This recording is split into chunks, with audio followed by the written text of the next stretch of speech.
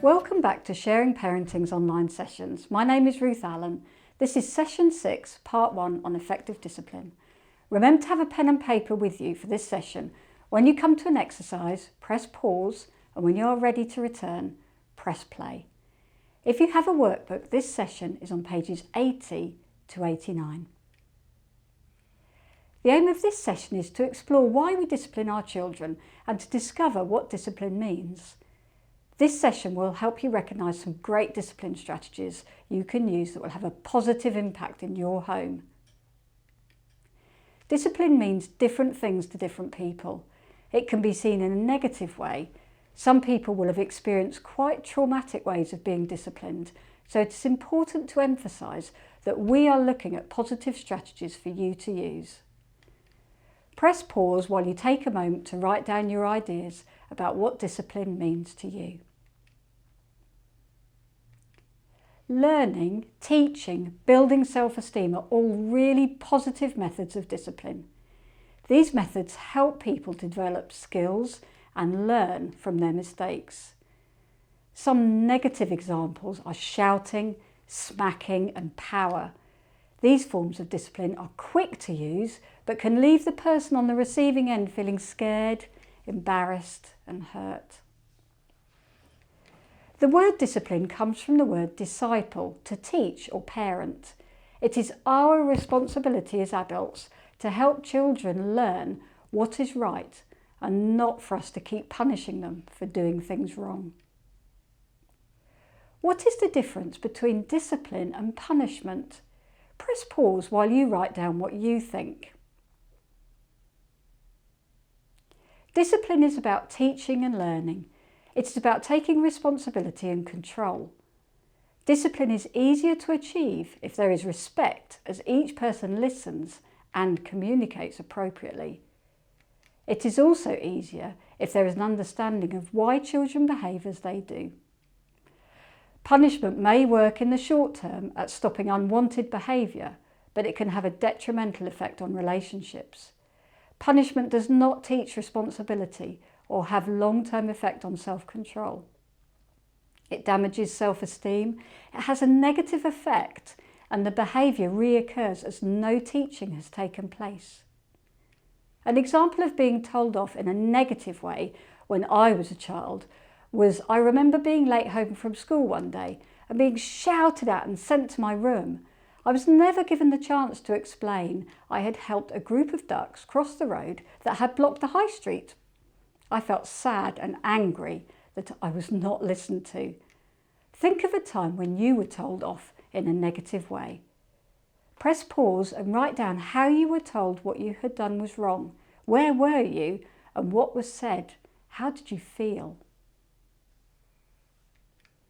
Now it's time to think of the positive discipline. I remember being new in a job and not carrying out a task. The manager took me to the side and asked how I was getting on, listened to me and then instructed me in a pleasant manner on how I should carry out the task and when. I was shown what to do and given time to ask questions. I felt respect for the person and able to communicate if I was ever unsure. Press pause while you think of how you've been told off in a positive way. Again, looking at how you were told, where were you, what was said and how did you feel? What was different between the two examples? Most people like to be told they have done something wrong in private. Public humiliation makes people feel embarrassed. They may not remember what they have done or learn from the experience, except maybe that next time they do not want to get caught. Listening to an explanation can help to understand why the behaviour took place and also may show another side of events that were not seen. If the person is not listened to, then why should they listen to what is being said? For a moment, consider the following sentence and how differently it can sound, depending on where the emphasis is used and the tone of voice and body language. Sam, remember to put your shoes away before you have dinner. Sam, remember to put your shoes away before you have dinner. Sam, remember to put your shoes away before you have dinner. The first example is assertive parenting, as the instruction is clear and polite, with some flexibility on when to carry out the task. It also shows trust, as the thank you at the end shows you trust the task will happen. The second instruction is sergeant major parenting, aggression. Do as you are told now. What you're doing doesn't matter. I want you to do as I say when I say it. The child learns that there is no conversation to be had, just aggressive behaviour. The third example is passive. The parent cannot even ask for the shoes to be tidied away. It sounds like they don't really care, and so neither does the child. Take a moment to think about your own parenting style and your own children. What discipline strategies do you use? Press pause while you write down how you tell your children when they have done something wrong. What do you do? Where do you do it? Can you think if there is a way you could do it differently? Some positive strategies are being consistent so the child feels safe and knows what is happening. Thinking of your child's age and stage, as there will be differences in what children can do. Stop, think and act, because as the adult we must lead by example and show them how it is done. Provide the child with play and stimulation to enable appropriate development and learning opportunities. Some negative strategies are shouting, which makes a child scared. Saying, because I said so, which says to the child there is not a reason really, it's just what I want today. And smacking, which to a child is incredibly scary. It hurts and it tells the child that the adult cannot think of a reason, so they are using vengeance to sort out the problem. The only learning here is fear. Now think about 4 strategies you use, and out of those 4, which are the most effective? Are you going to be able to teach from these, or are they a revenge for poor behaviour? Think about how you would like to be told off. Are the strategies you have chosen the ones you would learn from? If the discipline you are using is not working, what can you do? Maybe it's time for a change. Imagine every day you arrive 5 minutes late for work.